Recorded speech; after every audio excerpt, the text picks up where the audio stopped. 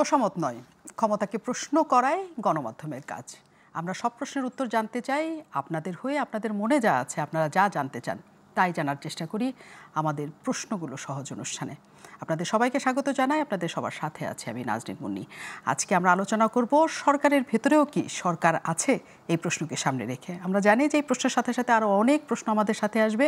সেই প্রশ্নের উত্তর দিতে আমাদের সাথে আজকে যুক্ত আছেন সাবেক শিক্ষা প্রতিমন্ত্রী ডক্টর আনমো এহসানুল হক মিলন এবং আছেন আমাদের সাথে এবি পার্টির চেয়ারম্যান মুজিবুর রহমান মঞ্জু। অনেক ধন্যবাদ আমাদের অতিথিদের এবং দর্শক স্বাগত জানাই যারা আমাদের সাথে এসে যুক্ত হয়েছেন। আমি ভূমিকা অনেক বড় না করে অতিথিদের সাথে আলোচনায় যেতে চাই। অনেক ধন্যবাদ ডক্টর আনমো এহসানুল হক মিলন, আপনি আমাদের সাথে যুক্ত হয়েছেন। সরকারের ভিতর সরকার আছে কিনা এটা আসলে নানা ধরনের কথা আমরা মূলত 5 আগস্টের পর 3-4 মাস পর যাওয়ার পরে আমরা শুনতে পেয়েছি। মূলত যখন এনসিপি গঠন হওয়ার তোড়জোড় চলছিল এবং সরকার আসলে কার কথা শুনছে ওই আলোচনাটা তখন খুব ছিল। আবার একটা সময় শুনলাম যে সরকার আসলে কথা শুনছে জামাতে ইসলামের, আবার একবার শুনলাম সরকার আসলে কথা শুনছে ইসলামী দলগুলির, আবার এখন শুনছি দেশে দক্ষিণপন্থীদের উত্থান হয়েছে, একটা ডানপন্থী গোষ্ঠীর ব্যাপক তোড়জোড় এবং তারা সরকারে একটা বড় প্রভাব ফেলছে। আপনার কাছে জানতে চাই, সকল পয়েন্টই আমি আপনার কাছে দিলাম, আরও আপনার কাছে থাকলে আমরাও জানতে চাই সরকার কি আসলে সরকার আছে নাকি তার ভেতরে আরও সরকার আছে। ধন্যবাদ আপনাকে আর বিজ্ঞ আলোচক এবি পার্টির প্রধান মঞ্জু সাহেবকে। তিনি এখন এই বিষয়ে প্রতিদিনই আলোচনা করছেন। এই সরকারের ভিতর সরকার আছে, যারা সরকার পরিবর্তন করার জন্য ব্যাপক ভূমিকা রাখে এবং যাদের অনেক প্রতিনিধি এই সরকারে রয়েছে। তেমন একটি মিডিয়া হাউসে গিয়ে একদিন দেখলাম দেবপ্রিয় ভট্টাচার্য এই কথাটি বলেছিলেন বেশ 2-3 দিন আগে। তখন এটা চাউর হলো সকলের মনে যে সরকারের ভিতরে সরকার আছে। আমি যদি আজকে জনগণকে জিজ্ঞেস করি কি অবস্থা, কেমন আছেন, তারা বলবে যে আগে ছিলাম এক পেশি প্রেসারে, এখন আছে চতুর্দিকের প্রেসারে। তো সেই জায়গায় চতুর্দিক বলতে তারা বোঝাতে চাচ্ছে যে আওয়ামী লীগ নেই, প্রচ্ছন্নভাবে তারা অন্য জায়গায় মিশে আছে, এখন সকলে মিলে জনগণকে প্রেসার দিচ্ছে। তো এই প্রেসারের মাঝে ভিতরে সরকারের ভিতরে সরকার নিশ্চয়ই আছে। তা না হলে ডক্টর ইউনূস সাহেব কেন তিনি সব কথা খোলামেলা বলতে পারছেন না? কেন তার নির্দেশাবলী নিয়ে কাজ হচ্ছে না? কেন তিনি একটির পর একটি নতুন উপসর্গ এনে নির্বাচনকে পেছানো বা এই সরকারের দুর্বলতা ক্রমান্বয়ে বেরিয়ে আসছে? ধরুন, আগে ছিল অল্প সংস্কার, মোটামুটি সংস্কার, আর বেশি সংস্কার হলে নির্বাচন দেব ডিসেম্বর, ফেব্রুয়ারি কিংবা জুন। এখন উনি তো বলছেন গভীরতম সংস্কার। এই যে গভীরতম সংস্কার, এই কথাটি আবার আমাদেরকে একটু চিন্তায় ফেলে দেয়। কারণ আগের যে অবস্থানে ছিলেন সেই অবস্থান থেকে তিনি আরও ব্যাপকভাবে অন্যদিকে তাকাচ্ছেন। কেন, কারোর চাপে নাকি নিজের সিদ্ধান্ত? এটা বোঝা যাচ্ছে না, কারণ ওনার সিদ্ধান্ত আমরা দেখছি না তেমন একটা চলছে এবং ওনার ক্যাবিনেট তেমন একটি শুনছে। তার মানে আপনি এটা বলতে চাচ্ছেন যে আসলেও সরকারের ভিতর সরকার আছে, তারা কারা? তারা কারা এটা নিশ্চিত বলতে পারি না, কিন্তু সরকারকে সাহায্য করার জন্য বাইরে থেকে এই যে কিছু গ্রুপ কিভাবে সিলেক্ট হয়েছে এটা আমরা দেখেছি। সেই গ্রুপ অফ সিলেকশন মেজরিটি একটি জায়গা থেকে আসছে, তাদের ভিতরে তো অন্য চিন্তাভাবনা রয়েছে। তারা কারা? তারা কারা? দেখুন, প্রথম আলো কি বলছে গত সপ্তাহে, এগুলি ক্রমান্বয়ে আমাদের কাছে আস্তে আস্তে ধোঁয়াশা কেটে ক্লিয়ার হয়ে যাচ্ছে। আর একটু সময় দিন, আর একটু পাওয়া যাবে। ধরুন, এখন যেই জায়গাটি এসে আমরা চিন্তিত হয়েছি, তিনি নির্বাচনের ডেটটি সঠিকভাবে ডিক্লেয়ার দিতে পারছেন না। ভাবছি 5ই আগস্ট তিনি দেবেন, কারণ মোটামুটি সংস্কার হয়েছে, বা আমি বলবো যে এই 6 মাসে যে সংস্কার হয়েছে এটা মনে হয় বিশ্বে দ্রুততম কোনো সংস্কার একটি দেশের জন্য, একটি রাষ্ট্রের জন্য হয়েছে, যে রাষ্ট্রটি 53 বছর আগে সৃষ্টি হয়েছিল। তো এত দ্রুততম সংস্কার হওয়ার পরও সব বিষয়েই একটি যৌক্তিক জায়গায় অর্থাৎ বাংলাদেশ জাতীয়তাবাদী দল সকলের সাথে ঐক্যমত্য প্রকাশ করার পরও আমরা দেখছি বিভিন্ন কারণে ওয়াকআউট করতে হচ্ছে।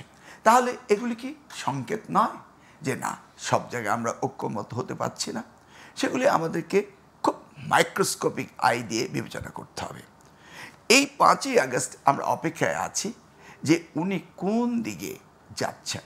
উনি যদি ক্লিয়ারলি রোড ম্যাপ দিয়ে দেন এবং ক্লিয়ারলি ইনস্ট্রাকশন দেন, নির্বাচনই হচ্ছে একমাত্র সমাধান। যেহেতু এই সরকার ব্যর্থতার ঝুড়ি ক্রমান্বয়ে বেড়ে যাচ্ছে সফলতার চেয়ে, সেই দিকে যদি আমরা তাকাই তাহলে নির্বাচন একমাত্র সমাধান। তা আমাদের অপেক্ষা করতে হবে 5 তারিখে ওনার জাতির উদ্দেশ্যে কী ভাষণ।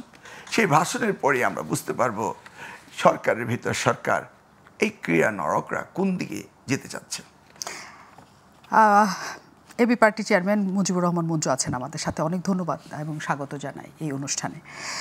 মুজিবুর রহমান মঞ্জু, আপনার কাছে আমার এই প্রশ্নটাই আমি একটু ঘুরিয়ে করতে চাই। সেটা হচ্ছে 5 আগস্টের পরে যেটা আসলে প্রচলিত হওয়ার মানে আলোচনায় সবচেয়ে বেশি এসেছে, সেটি হচ্ছে রাজনীতিতে দক্ষিণপন্থী একটা আবহাওয়া সবাই উত্থান দেখছে।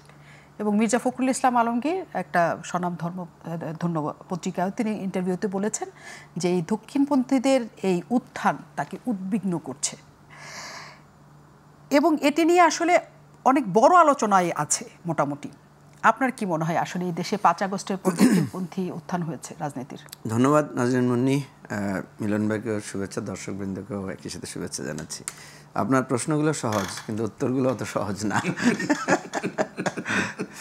প্রথম কথা হচ্ছে যে মির্জা ফখরুল ইসলাম আলমগীরের সাক্ষাৎকারটা আমি পড়েছি। ওনাকে মানে যিনি ইন্টারভিউ নিয়েছেন উনি প্রশ্ন করেছেন যে দক্ষিণপন্থীদের একটা উত্থান দেখা যাচ্ছে, আপনি সেটা মনে করেন কিনা? উনি বলেছেন হ্যাঁ মনে করি। না হ্যাঁ না, উনি অনেকখানি কথা বলেছেন। উনি এরপরে যখন বলেছে যে এটার আপনি কেন উদ্বেগটা উনি বলেছেন। প্রথম কথা হচ্ছে আমরা এত ঘুরেই পেঁচে না বলে বুঝতে পারি যে দক্ষিণপন্থী বলতে এখানে এক ধরনের ধর্মপন্থী ইসলামী মানে ধর্মপন্থী লোকদের উত্থানকে বোঝানো হয়েছে। এবং বোঝাতে গিয়ে যেটা আমরা দেখি যে তাদের বেশ কিছু বড় বড় সমাবেশ হয়েছে, কিছু কিছু জায়গায় মাজার ভাঙচুর হয়েছে, কিছু কিছু জায়গায় সাংস্কৃতিক অনুষ্ঠানে। দেখেন এই প্রবণতাগুলো আমাদের সমাজে কিন্তু ছিল। আমাদের গ্রামে গঞ্জে বহু জায়গায় যাত্রাপালা বন্ধ করে দেওয়ার অ্যাটেম্প নেওয়া হয়েছে, নানা ধরনের ঘটনা ঘটেছে। আমাদের এখানে যেটা হয় সেটা হচ্ছে যে ধর্মের রিয়েল যেই জায়গাটা, সেটার জায়গার চাইতে অনেক জায়গায় কিছু কিছু বিকৃতি আছে। ইভেন ধর্মেও আছে। আপনি দেখবেন মসজিদও এক পক্ষ গিয়ে আরেক পক্ষের মসজিদ ভেঙে দিয়েছে, এ ধরনের ঘটনা আছে না? আছে। তো সুতরাং এটাকে আপনি শুধু একমুখী দেখলে হবে না যে কোথাও সিনেমা হল ভেঙে ফেলেছে বা কোথাও যাত্রাপালা ভেঙে ফেলেছে, এইভাবে না দেখে আপনি দেখবেন মাজারেও তো ভেঙেছে। তো মাজারও তো একটা ধর্মীয় জায়গা। আবার দেখবেন কোথাও মাইজ ভান্ডারের ওরস হচ্ছে বা সেখানে এক ধরনের ধর্মীয় গান বাজনা হচ্ছে, সেখানে গিয়েও আঘাত। এগুলোর প্রত্যেকটা হচ্ছে ধর্মতাত্ত্বিক চিন্তা থেকে দূরত্ব এবং দূরত্বের জায়গা থেকে এক ধরনের মানে অ্যাগ্রেসিভনেস, ঘটনাগুলো ঘটেছে, যেগুলো আপনি আবার এতেও পাবেন। যেমন দেখবেন যে দলের মধ্যে মারামারি হচ্ছে না, দলের পদ নিয়ে মারামারি হচ্ছে, দলের মধ্যে একজন আরেকজনকে খারাপ কথা বলেছে সেটা নিয়ে মারামারি হচ্ছে, একজন আরেকজনের মধ্যে উস্কানিমূলক কথা বলেছে সেখানে মারামারি হচ্ছে। তো সুতরাং আমি যেভাবে দেখি যে এই যে অসহিষ্ণুতাটা, সেটা আমাদের একটা জাতীয় সংকট বলতে পারেন। যে আমাদের মধ্যে আপনার মত আমার পছন্দ না হলেই আমি আপনার উপর চড়াও হচ্ছি, আমার মত আপনার পছন্দ না হলে আপনি আমার উপর চড়াও হচ্ছেন। কখনো সেটা ধর্মীয় ইস্যু, কখনো সেটা রাজনৈতিক ইস্যু, কখনো সেটা সাংস্কৃতিক ইস্যু দাঁড়াচ্ছে। অর্থাৎ এইভাবেই আমাদের এখানে ফ্যাসিবাদটা বিস্তৃত হয়েছে।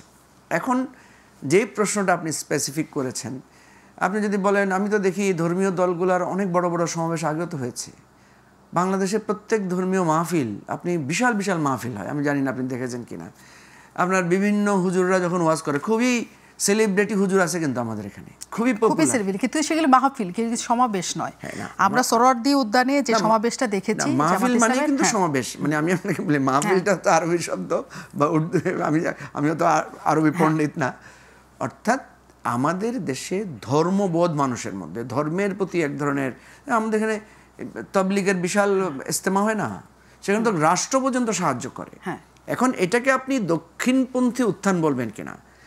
আমি মনে করব যে দেখেন, আমরা তো এটা গণতান্ত্রিক রাষ্ট্র, গণতান্ত্রিক রাষ্ট্রে সে ফর এক্সাম্পল ধরেন, উদাহরণ হিসেবে বললাম, কেউ এটাকে একটা ইসলামী রাষ্ট্র বানাতে চায়, ঠিক আছে, একটা শরিয়া ভিত্তিক রাষ্ট্র বানাতে চায়। শরিয়া ভিত্তিক রাষ্ট্রের ব্যাপারে আমাদের অনেকের মধ্যে এক ধরনের ভীতি আছে, অনেকের মধ্যে এক ধরনের নেগেটিভ থাকতে পারে, এটা থাকতেই পারে, সেটা আবার অন্যদেরও থাকতে পারে। সেকুলার রাষ্ট্রের ব্যাপারে অনেকের ভীতি আছে, কমিউনিস্ট রাষ্ট্রের প্রতি অনেকের লিমিটেশনস আছে, সীমাবদ্ধতা আছে, এটা যার যার দৃষ্টিকোণ থেকে থাকতে পারে।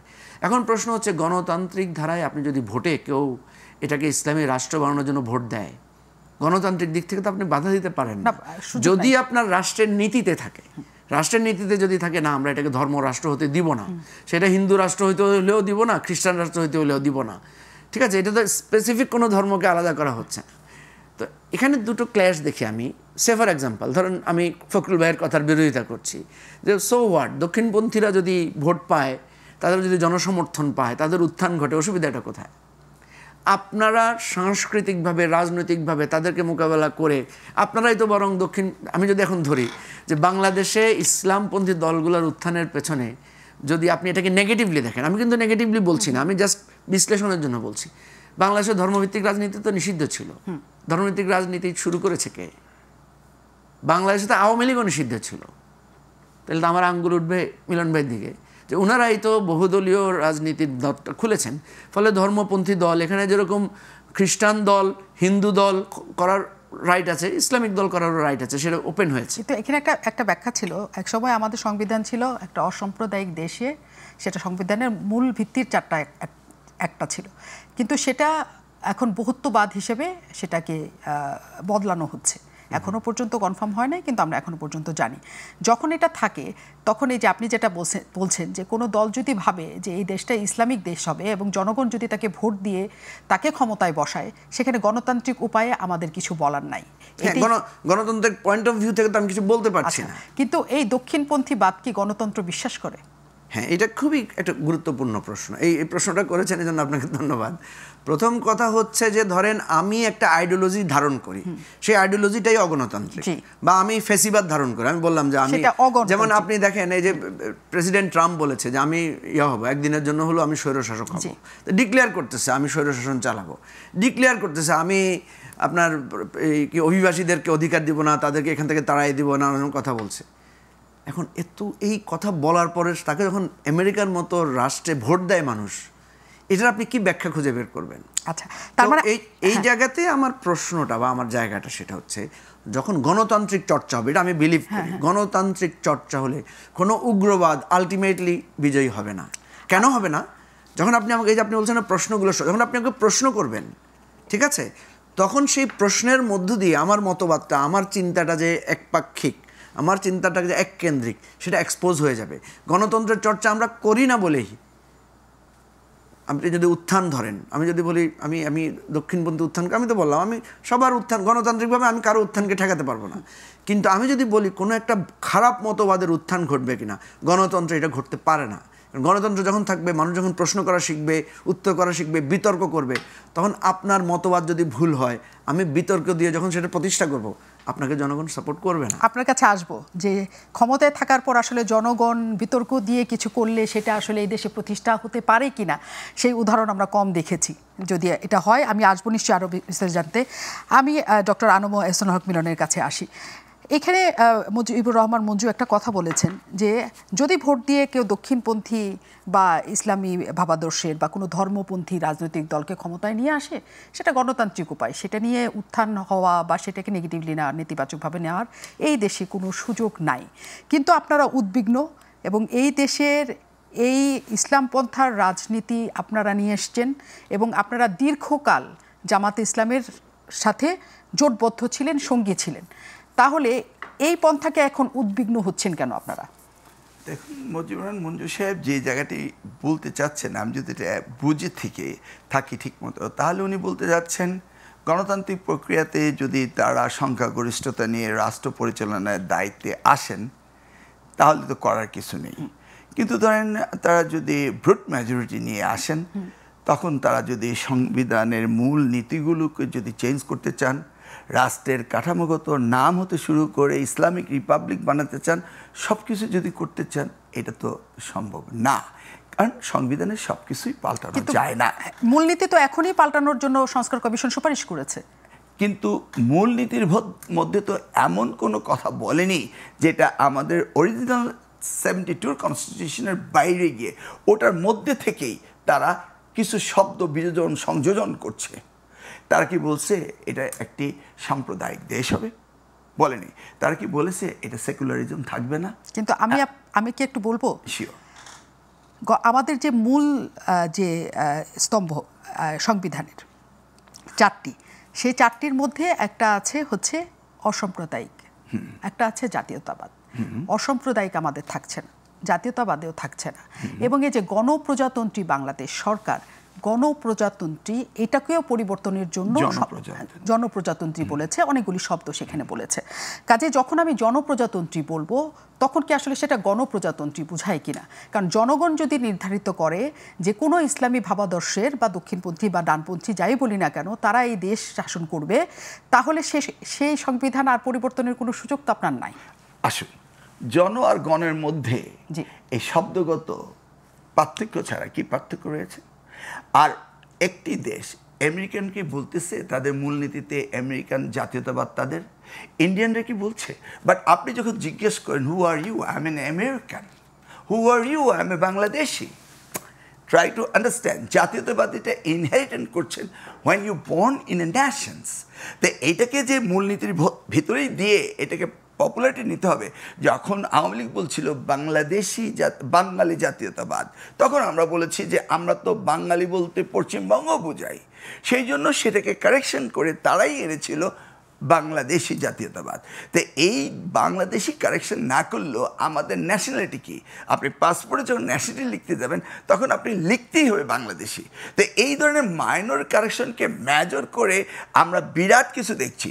কিন্তু উনি যেটা বলছেন সেই জায়গায় আমি আসছি যে আপনি যদি একটি জাতি জন্ম নেওয়ার সময় যেই জায়গাটির জন্ম হয়েছে সেটাকে চেঞ্জ করাটা, আপনি গণতান্ত্রিক প্রক্রিয়া আসলে সেটাকে চেঞ্জ করা সম্ভব না। এখন আমরা বলছি লেটস সে ক্যাপিটালিস্ট ব্লক দক্ষিণপন্থী, এখন আমরা এসে বোঝাচ্ছি ইসলামিস্টরা হচ্ছে দক্ষিণপন্থী। এইভাবে এই ন্যারেটিভটাকে এত সহজভাবে না দেখে আমি দেখতে চাই ইটস ইলেকশন ইকুয়েশন। তো ইলেকশন ইকুয়েশনে তারা এটাকে সেগ্রিগেটেড অর্থাৎ বিভাজিত করে সেগমেন্টেড করতে চাচ্ছে যে আমরা ইসলামিক ফোর্সকে একত্রে করব। এটা হওয়ার কারণ রয়ে গেছে। দেখুন, শেখ হাসিনা যাকে তাকে জঙ্গি বানাতো, জঙ্গি বানালে তার ফায়দা ছিল সে ইন্টারন্যাশনাল ডোমেইনে বোঝাতে পারে যে yes western country stay with me, আমাদেরকে জঙ্গি বানিয়ে দিত। এবং জঙ্গি নাটক যে কত হয়েছে, এই সরকার কিন্তু সেই জঙ্গি নাটকগুলো এখন আর দেখাচ্ছে না, দেখানো উচিত ছিল। এখন ভোটের ইকুয়েশনে তো বিএনপি তো জামাতের সাথে একত্রেই ছিল নিশ্চয়ই। আমরা তো ইসলামী মূল্যবোধে বিশ্বাসই করি। এখন ধরুন সংবিধানের আলোকে নির্বাচন কমিশনকে কাজ করতে হবে। তারা যদি কোনো দল, মনে করি হিজবুত তাহরিরকে কেন বন্ধ করেছে, তারা নির্বাচন কমিশন কেন দিচ্ছে না? কারণ একটি দল যদি ফান্ডামেন্টালি বাংলাদেশের থিম অ্যান্ড কনসেপ্টের বাইরে গিয়ে কোনো রাজনৈতিক দল গঠন করে, তাহলেই এই নির্বাচন কমিশন সংবিধানের বাইরে চলে যাচ্ছে। ধরুন এখন নির্বাচন কমিশন একটি নতুন দলকে স্বীকৃতি বোধে দিয়েছে, উনি আমার চেয়ে বেশি জানবেন, এটার নাম হলো বিএমজিপি। আমি বিজেপি বলছি না, ভারতীয় জনতা পার্টি বলছি না, আমি বলছি বিএমজিপি, জেপি। তার মানে হলো বাংলাদেশ মাইনরিটি জনতা পার্টি। তা বাংলাদেশ মাইনরিটি জনতা পার্টি যখন বলেন আপনি এখানে বিভাজিত করে ফেলছেন স্ট্রেট 30% ভোট, 13% ভোট, ইউ সি এই যে জায়গাগুলোকে পলিটিশিয়ানরা পলিটিক্স করতে চাচ্ছে, সেই জায়গাগুলোতে নির্বাচন কমিশন দেখতে হবে। কি বলতে চাচ্ছেন? আমি বলতে চাচ্ছিলাম সেটা নির্বাচন কমিশনের বিষয়ে স্পষ্ট করেছেন, কিন্তু আমি আপনার কাছে যে প্রশ্নটা রেখেছিলাম, আপনারা আসলে কেন উদ্বিগ্ন? কারণ এই দেশে ইসলামী ভাবধারার রাজনীতিকে প্রতিষ্ঠিত করেছেন আপনি, দীর্ঘ সময় ধরে তাদেরকে সঙ্গ দিয়েছেন, তারা জোটবদ্ধ হিসাবে আপনাদের সাথে থেকেছে। হঠাৎ করে তাদের বিপক্ষে বা তাদের নিয়ে উদ্বিগ্ন কেন বিএনপি? আমি এখন নিব না এই উত্তর, সেটাই বলছিলাম। আমি বিরতির পর আপনার কাছ থেকে নিতে আসবো, এবং আমি উত্তর অবশ্যই মুজিবুর রহমান মঞ্জুর কাছেও জানতে চাই। বলা হয়ে থাকে এই দক্ষিণপন্থী রাজনীতিবিদরা যারা আছেন সরকারে তাদের একটা বড় প্রভাব আছে এবং তারাও সরকার কিছুটা হলেও চালায়, আসলেও চালায় কিনা আমরা বিরতির পর ফিরব।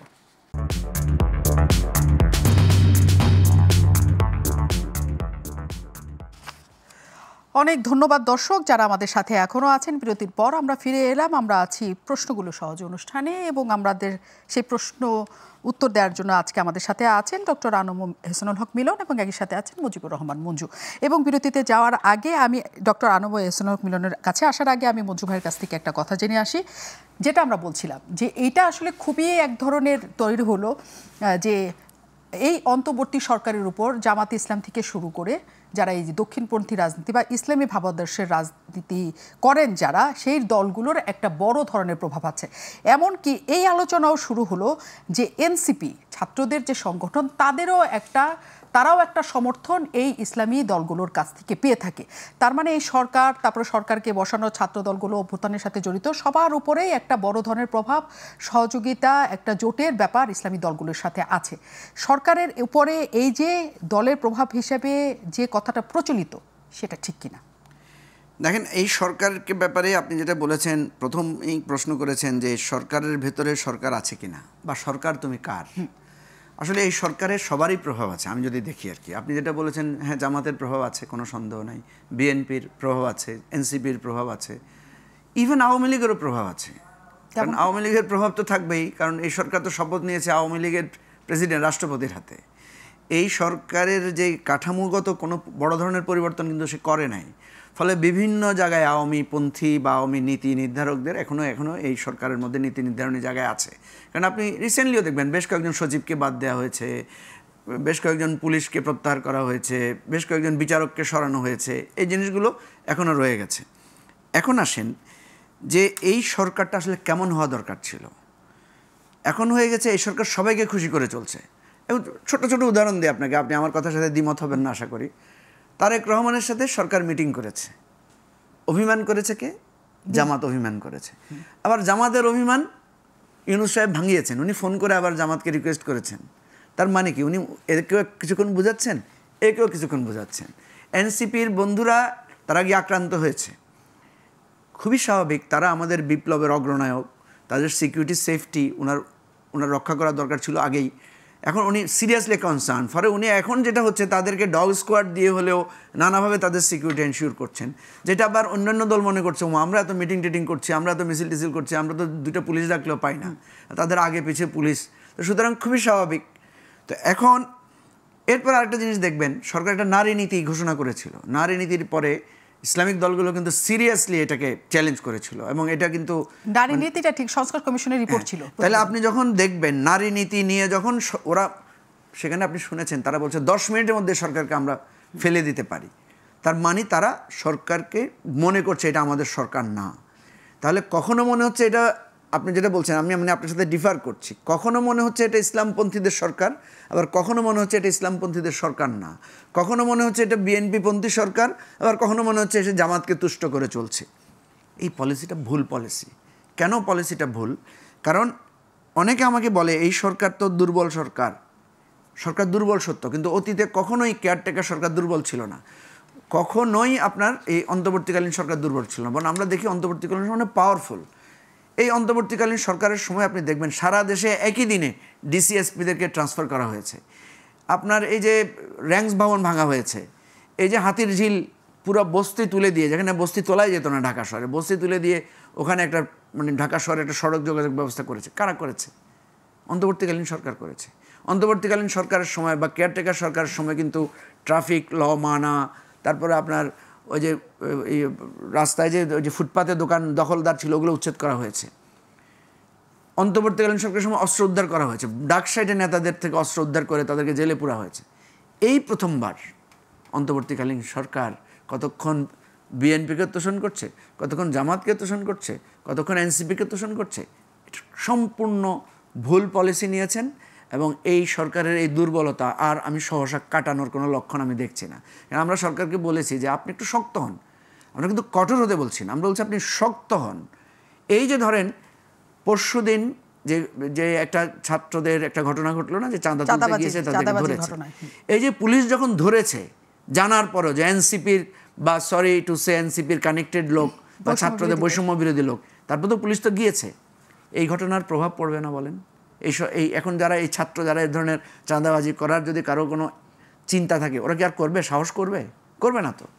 তো ঠিক এইভাবে যদি আপনি ওই যে বিএনপির যাদের বিরুদ্ধে বিএনপি ব্যবস্থা নিয়েছে, সরকার যদি আগে ব্যবস্থা নিত, এবং এই জায়গাটায় আমরা যেটা বলছি, আপনি যেটা বলছেন, আমি বলছি যে সরকারের ভিতরে সরকার না, বরং আমি দেখছি যে সরকার, ওই যে আলী রিয়াজ সাহেব একটা লেখা লিখেছিলেন প্রথম আলোতে, উনি লিখেছিলেন সরকার ক্ষমতায় আছে কিন্তু কর্তৃত্বে নাই। সেটাই আমরা বলছি, কর্তৃত্ব কি তার মানে এক একজনের হাতে, যেটা এহসানুল হক মিলন শুরু করেছিলেন, যে এটা আসলে নানা জনের কাছে চলে গেছে। এটা নানা জনের কাছে মিলন ভাই বললে হবে কি, মিলন ভাইকে যে আপনি প্রশ্ন করছেন উনি কিন্তু জবাব দিতে পারছেন না, আপনাকে জবাব দিতে হবে। আপনি যদি বলি এটা নাজরিন মুন্নির কন্ট্রোলে নাই, তখন আপনি জিজ্ঞেস করবেন কার কন্ট্রোলে আছে। মিলন ভাই যদি উত্তর দিতে না পারেন তাহলে তো আমি এই প্রশ্নের এই সমাধান নিব না। আপনাকে আমি বলি কার কন্ট্রোলে আছে না, আমি দেখছি তো সরকার এটা তো সরকারেরই নিয়ন্ত্রণ, সরকারই তো থাকবে, আর কারো তো নিয়ন্ত্রণে থাকার কথা না। কথা হচ্ছে উনি গুরুত্ব দিচ্ছেন না বা উনি টাইমলি কাজটা করছেন না। দেখেন, যখন ছাত্ররা গিয়ে সচিবালয় ঘেরাও করলো তখন উনি শিক্ষা সচিবকে প্রত্যাহার করলেন। এরপর আমরা শুনতে পাচ্ছি শিক্ষা সচিবের বিরুদ্ধে অনেক অভিযোগ ছিল। কেন শিক্ষা সচিবের সাথে অভিযোগ ছিল? আপনি ছেলেরা সচিবালয়ে যাওয়ার আগে ওনাকে প্রত্যাহার করলেন না কেন? তার মানে আপনি যথাসময়ে আপনার কাজটা করেন নাই, মানে আপনার ক্ষমতাটা প্রয়োগ করেন নাই। আমি ক্ষমতা বলবো না, আমি বলবো যে আপনার দায়িত্বটা পালন করেন নাই। এই দায়িত্বটা যদি ওনারা টাইমলি পালন করতেন তাহলে ওই যে আপনার মিটফোর্ডে যেই নৃশংস একটা আমরা ঘটনা দেখেছি না, ঘটনার কয়দিন পরে ফুটেজ পেয়েছি আমরা? 3 দিন। আমরা হাইপার হয়েছি কখন? 3 দিন পর। 3 দিন পরে। 3 দিন পরে আমরা যখন হাইপার হয়েছি তখন সরকার গ্রেফতার করছে, বিএনপিও বহিষ্কার করছে। তাহলে বোঝা যাচ্ছে টাইমলি দায়িত্ব পালন না করার কারণে, টাইমলি অ্যাকশন না নেওয়ার কারণে, টাইমলি সঠিক পদক্ষেপ না নেওয়ার কারণে আপনার কর্তৃত্ব খর্ব হয়ে যাচ্ছে। আমি আপনার কাছে এই পয়েন্টে আসবো। আমি শুধু একটা পয়েন্ট ডক্টর এহসানুল হক মিলনের কাছ থেকে জেনে আসি। যে প্রশ্নটি আপনাকে করে গেছিলাম সেই প্রশ্নটির উত্তর তো আমি জানতেই চাই, কেন বিএনপি উদ্বিগ্ন? আমি ধরেই থাকবো উত্তর না পাওয়া পর্যন্ত। এবং আপনার দ্বিতীয় প্রশ্ন হচ্ছে সেটি যে সরকার কি আসলে টাইমলি অ্যাক্ট করছে না নাকি কারোর ভয়ে অ্যাক্ট করছে না? এটা দ্বিতীয় প্রশ্ন। প্রথম প্রশ্নের উত্তরে আমি এটা বলবো যে দেখুন, BNP is a liberal Democratic party. এখানে বিএনপির ভিতরে রিলিজিয়াস আর নন রিলিজিয়াস কোনো ফ্র্যাগমেন্টেড না। আমরা ইসলামিক মূল্যবোধও রয়েছে এবং অন্যান্য ধর্মের প্রতি আমাদের সহিষ্ণুতা এবং তাদের সমর্থনও রয়েছে। যেমন জাতীয়তাবাদ মানে সকলের সমন্বয়, এখানে কিন্তু চাকমা, গারো, খাসিয়া কাউকে বাদ নয় বাংলাদেশের ভিতরে যারা রয়েছে। অর্থাৎ টোটাল জনসংখ্যাকে নিয়ে যে একটি রাজনৈতিক দল সৃষ্টি হয়েছে সেটি বিএনপি লিবারেল ডেমোক্রেটিক। এখন যেটা আমরা দেখতে পাচ্ছি যে ধর্মকে যখন আপনি একটা রাজনৈতিক উইপেন হিসেবে ব্যবহার করছেন, অর্থাৎ ইসলাম ভার্সেস ইসলামিক ফোবিয়া, এই দুটাকে যখন আপনি সামনাসামনি নিয়ে আসছেন, তখনই আমাদের মির্জা ফখরুল ইসলাম আলম দেখছে যে না, রাষ্ট্রটি কোন পথে এগোচ্ছে। এই জায়গাটা আমরা অ্যাড্রেস করতে পারি না। আমরা যদি আরএসএসের কথা, ইন্ডিয়ার কথা বলি বা হিন্দুত্ববাদী যে রাজনীতির কথা তারা এগোচ্ছে, আমরা তো এদেশে একই আদলের আমরা মুসলমানত্ব নিয়ে রাজনীতি করব, এটা হতে দেওয়া যায় না। এটা হলে রাষ্ট্র একটি বিপদের সম্মুখীন হবে। সেই অর্থে তিনি ডানপন্থীর কথা বলছেন, এটা তার অনেক সুদূর প্রসারী একটা চিন্তা ভাবনার ফল। আপনি দেখুন 1971-এ Islamic province versus Islamic province যুদ্ধ হয়েছিল, মানে west Pakistan versus east Pakistan. তখন আমরা সকলে একত্র হয়েছি, ধর্ম, বর্ম, ভাষা সব কিছু ব্যতিরেকে আমরা একত্র হয়ে আমরা সেই মুক্তিযুদ্ধ করেছি। তাহলে আপনি বেসিক কনসেপ্ট থেকে বেরিয়ে এসে যদি ইলেকশন স্ট্র্যাটেজির কারণে আপনি এই ধরনের বৈষম্য সৃষ্টি করেন যে না, আমরা শুধু ইসলামিক দলগুলি একত্র হয়ে একজনকে প্রতিহত করার চেষ্টা করব, তখনই স্টেটটা একটা ভার্নারেবল সিচুয়েশন চলে যায়। সেই জন্য আমরা বলছি যে না, এইভাবে তো রাজনীতি হয় না। রাজনীতি ডেমোক্রেটিক প্রসেস হোক, যেটা আমি আপনাকে বললাম বিএমজেপি, এগুলিকে যদি আপনি অ্যাড্রেস করেন বা তাদেরকে আপনি প্রিভিলেজ দেন, তো ইন ফিউচার আপনি দেখবেন এই ফ্র্যাগমেন্টেড হয়ে যাবে। ছোট ছোট ছোট, যেটা উনি বললেন যে আজকে উপজেলা সমিতিও রয়েছে, তো সেই জায়গাটি থেকে আমাদের আগে থেকেই অ্যাড্রেস করতে হবে। কী হবে না হবে সেটা আমি জানি না। আমি বিশ্বাস করি বাংলাদেশের জনগণ অত্যন্ত সচেতন এবং এই জুলাই 36-এর পরে আরও সচেতনতা বেড়েছে। সেই জন্য আমরা দুশ্চিন্তা নই, বিএনপি দুশ্চিন্তা করছে না। কিন্তু ফিউচার জেনারেশন কী হবে সেই ভবিষ্যৎবাণীটি মির্জা ফখরুল ইসলাম আলম একজন প্রবীণ আদর্শিক নেতা হিসেবে তিনি সেই সম্ভাবনার কথাটি বলেছেন। আপনার কাছে প্রশ্ন আরেকটা ছিল, সেটা হচ্ছে কাদের প্রভাব আসলে সরকারের উপর? ওকে, ইটস ভেরি ক্লিয়ার। প্রভাব হচ্ছে কি জানেন, ধরুন একজন এসপিকে বললাম যে আপনি এই কাজটা করুন, তিনি তখন মনে করেন, আমার কথাটাই বলি, তিনি মনে করেন যে কচুয়ায় তো আরেকজন বি টিম রয়েছে, যদি কি না সে নমিনেশন পেয়ে যায়, যদি সে ক্ষমতায় চলে আসে, তাহলে আমি কি করব? ঠিক একই প্রেক্ষাপটে চিন্তা করে এখানে তো জামাতও রয়েছে, একই প্রেক্ষাপটে চিন্তা করেন এখানে তো এবি পার্টিও রয়েছে, এখানে তো এনসিপিও রয়েছে। অতএব এই যে প্রেশার মাউন্ট হচ্ছে চারিদিক থেকে, সেই জায়গাটি তারা বিহ্বলে কাজ করতে পারছে না এবং তারা কাজ করছে না। যেটা বললাম আগে, একটি ছিল শত্রু, সেটি আওয়ামী লীগ। একটি ব্যবসায়ী আওয়ামী লীগকে চিন্তা করত এবং তার প্রতিপক্ষ না হয়ে সে গুছিয়ে নিজেকে চলার চেষ্টা করত। কিন্তু আজকের প্রেক্ষাপটে দেখা যাচ্ছে না, মাল্টি ডাইমেনশনাল প্রবলেম সে আছে। এই জায়গাতে উত্তরণের জন্যই আমরা বলছি যত তাড়াতাড়ি সম্ভব নির্বাচিত সরকার হাতে দেওয়া। এটা হবে কিনা আমি আপনার কাছে জানতে আসবো। 5 তারিখে একটা ঘোষণা আসার কথা, নির্বাচন নিয়েও আমরা সেই আলোচনাতে আসছি। শুধু এক লাইন আমি মঞ্জু ভাইয়ের কাছে শুনে যাই, আমি বিরতিতে যাব। সেটা হচ্ছে এই যে ছাত্রদের যে সংগঠন এনসিপি, বলা হয়ে থাকে এনসিপির যতটুকু রাজনৈতিক শক্তি সেটার পেছনে এই ইসলামী দলগুলো আছে, এটা ঠিক নাকি ঠিক না? না, এটা তো ধরেন এনসিপি, এটা তো আপনি ফলো করার কথা, আপনি একজন সিনিয়র জার্নালিস্ট। যখন অভ্যুত্থান ঘটেছে, মুভমেন্ট ঘটেছে, এখানে তো পরিষ্কার যে একটা কিছু ইসলামপন্থী দলের এই গণ অভ্যুত্থানের ছাত্রদের সাথে, বিশেষ করে ঢাকা ইউনিভার্সিটি কেন্দ্রিক, তাদের একটা অন্তরঙ্গ সাপোর্ট সেখানে ছিল। এবং এর পরবর্তীতে কিন্তু একটা বিতর্ক হয়ে তাদের মধ্যে একটা ফ্র্যাকশনও তৈরি হয়ে গেছে, ভাগও হয়ে গেছে। আপনি দেখবেন আপ বাংলাদেশ নামে একটা আলাদা করে, যারা শিবিরপন্থী ছিল তারা কিন্তু একটা আলাদা হয়ে গেছে। তো একটা প্রভাব তো আছেই। এবং জামাত তো নিজেদেরকে কিছুটা আড়াল করে হলেও, কৌশলে হয়েও এই সরকার পতনের জন্য এক ধরনের বিরাট ভূমিকা রেখেছে এবং হিউজ তাদের ইন্টারভেনশন, ওদের কমপ্লিমেন্ট ছিল এটার সাথে।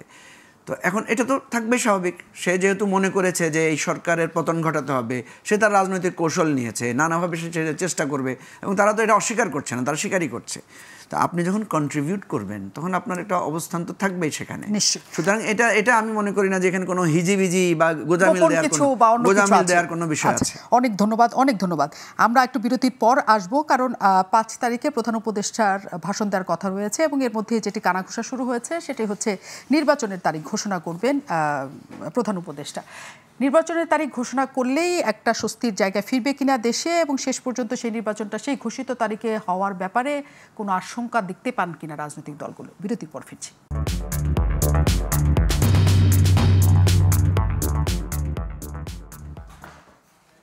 অনেক ধন্যবাদ দর্শক আমাদের সাথে থাকার জন্য। আমরা অতিথিদের কাছ থেকে একটু অনুরোধ করতে চাই ছোট ছোট করে, যাতে আমরা গুরুত্বপূর্ণ উত্তরগুলো তাদের কাছে জানতে পারি।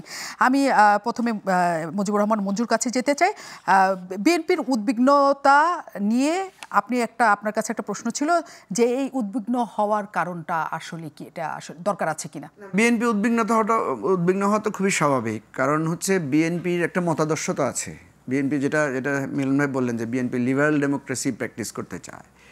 তো ধরেন যদি কোনো ইসলামিক দলের উত্থান ঘটে, ইসলামিক দল তো লিবারাল ডেমোক্রেটিক পার্টি না, তো মতাদর্শিক বিরোধের কারণে কেউ তো চাইবে না। আমি চাইবো আপনার সাথে যদি আমার মতাদর্শিক বিরোধ থাকে, আপনার উত্থান ঘটলে বা আপনার জনপ্রিয়তা বাড়লে, আপনার যদি মানে আমার চাইতে আপনি এগিয়ে যান, আমি তো আপনাকে চাইবো না। একইভাবে জামাতও তো বা ইসলামিক দলগুলো তো চাইবে না বিএনপি বড় হয়ে যাক, বিএনপি পপুলার হয়ে যাক, বিএনপি অধিকাংশ পার্লামেন্টে জিতুক, বিএনপি মানে আরও বেশি ফ্লারিশ করুক, এটা কি চাইবে না তো। সুতরাং এখানে আমি দেখলাম যে মির্জা ফখরুল ইসলাম আলমগীরকে অনেকে মানে ওই পক্ষের লোকেরা তারা অনেকেই পোক করছেন বা অনেকে নিন্দা করছেন। আমি এখানে কিন্তু নিন্দার কিছু দেখি না। মির্জা ফখরুল ইসলাম আলমগীর তার মতাদর্শিক জায়গা থেকে উনি বলেছেন এই উত্থানটাকে আমি উদ্বিগ্ন। তো সুতরাং এটা ঠিক আপনি ওদেরকে জিজ্ঞেস করেন যে বিএনপির উত্থান ঘটলে আপনি কি উদ্বিগ্ন কিনা বা আপনি চিন্তিত কিনা, অবশ্যই তারা চিন্তিত। যদি চিন্তিত না হয় তাহলে বুঝবো যে উনি মতাদর্শিক রাজনীতি বা ওনার রাজনীতির প্রতি ওনার কোনো আকর্ষণ নেই বা কোনো আবেগ নাই।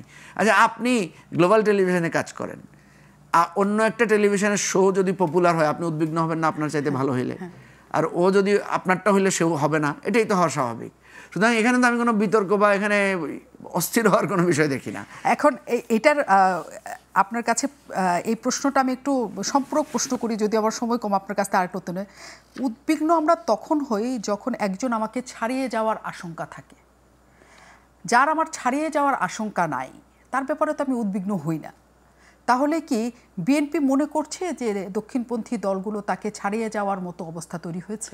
না, এটা তো হতেই পারে, কারণ আপনি তো দেখেছেন যখন বিভিন্ন দল বলছে, মানে ইসলামিক দলগুলো কিন্তু একটা অ্যালায়েন্স করার চেষ্টা করছে এবং অ্যালায়েন্সের মধ্যে দিয়ে তারা কিন্তু বিভিন্ন জায়গায়, মানে আপনার একটা ঘটনা বলি আপনাকে, কিছুদিন আগে আমরা যখন ইয়েতে ছিলাম, যে ঐকমত্য কমিশনে ছিলাম, তখন আমাদের পার্টির সেক্রেটারি ব্যারিস্টার ফুয়াদ সে একটা বক্তব্য বলেছে বিএনপি বড় দল। হ্যাঁ, এ কথা বলার পরে জামাতের পক্ষ থেকে, জামাতের ওখানে নায়েব আমির ছিলেন আবদুল্লাহ তাহের সাহেব, উনি এটাকে আপত্তি করেছেন যে কে বড় দল এখন কিন্তু ডিসাইড হয় নাই, ভোট হলে সেটা বোঝা যাবে। আমি বলছি না যে উনি, তার মানে কি উনি, ওনার কথা দ্বারা বোঝা যাচ্ছে যে বিএনপি বড় দল না, আমরাও বড় দল হতে পারি, ভোট হোক। সুতরাং উভয় দলের মধ্যে তো একটা কম্পারিজন কাজ করতেই পারে, মনের অলক্ষ্যে কাজ করতে পারে, এটা হতেই পারে। ডক্টর আনম এহসানুল হক মিলন, 5 তারিখে যদি ঘোষণা আসে নির্বাচনের, স্বস্তি পাবে কিনা বিএনপি? হ্যাঁ, ওয়েল, সে থেকে আসার আগে আমি বিএনপির এই উদ্বিগ্নটা আরেকটু বলতে চাচ্ছিলাম আর কি, খুব ছোট্টভাবে। সবাই মিলে যদি বিএনপিকে ঠেকাতে চায়, তাহলে এই যে আনফেয়ার একটি কম্বিনেশন, যেটা উনি কি বললেন, মতাদর্শের বাইরে গিয়ে একজনকে ঠেকাতে হবে, এই যে একটি কম্বিনেশন হচ্ছে, এইটার জন্য বিএনপি মনে করে যে this is not the right. আপনি আপনার পার্টি আইডিওলজি, ফিলোসফি সব কিছু ফেলে ঠেকাতে হবে একজনকে, আপনি এইভাবে তো হতে পারে না। সেই জন্যই বিএনপি উদ্বিগ্ন বলবো না, আমি বলবো জাতি উদ্বিগ্ন হতেই হবে জাতিকে, এবং জাতি উদ্বিগ্ন হচ্ছে, আপনি এটা দেখতে পাবেন। হ্যাঁ, 5ই আগস্ট, is there any other alternate? ওনাকে তো নির্বাচন দিতেই হবে, এবং উনি যে জায়গাটি আছেন, যে সম্মান অর্জন করছেন, তার চেয়ে এখন সম্মান আরও কমে যাওয়ার সম্ভাবনা আমরা বেশি দেখছি, কারণ ওনার টুলস, ওনার hands are not working the way উনি চাচ্ছেন। ইন দিস কেস ওনাকে তো নির্বাচন দিতেই হবে। এখন ওনার চয়েসে ছিল 31 ডিসেম্বর, আরেকটা চয়েস ছিল up to June. In between Jamaat বলেছে রোজার আগে, আমাদের প্রিয় নেতা তারেক রহমান সাহেবও বলেছে রোজার আগে হতে পারে, উনিও দ্বিমত পোষণ করেনি, বলছে হতে পারে। তাই ইন দিস কেস ওনার যেহেতু সার্কামস্টেন্স দেখা যাচ্ছে যে উনি যে সংস্কার চেয়েছেন এগুলি সব হয়ে গিয়েছে, এবং একটা জায়গায় আমরা এসে গিয়েছি। এর চেয়ে বেশি আবার যদি নতুন শব্দ সংযোজন করা হয় গভীরতম, তাহলে আমরা বলবো গভীরতম কিছু আসছে, সে জায়গায় যেতে চাচ্ছি না। আমার মনে হয় এই একটা রোডম্যাপ ওনাকে দিতেই হবে, এবং জাতি সেই দিকে তাকিয়ে আছে। অনেক অনেক অনেক ধন্যবাদ অতিথি যারা ছিলেন। আমরা আজকে খুবই গুরুত্বপূর্ণ এবং খুবই আসলে কি বলবো, জনগণের যত প্রশ্ন ছিল আমরা নিশ্চয়ই জানার চেষ্টা করেছি, যদি সময় অল্প, আবারও নিশ্চয়ই অনেক প্রশ্ন নিয়ে আপনাদের আমরা পাবো এই টেবিলে। অনেক ধন্যবাদ আমাদের সাথে যুক্ত হওয়ার জন্য, এবং দর্শক আপনারা যারা আমাদের সাথে ছিলেন অনেক ধন্যবাদ, কৃতজ্ঞতা। রাত 10টার সংবাদের জন্য আপনাদের স্বাগত জানিয়ে আমি বিদায় নিচ্ছি আজকের মতো। দেখা হবে আবার।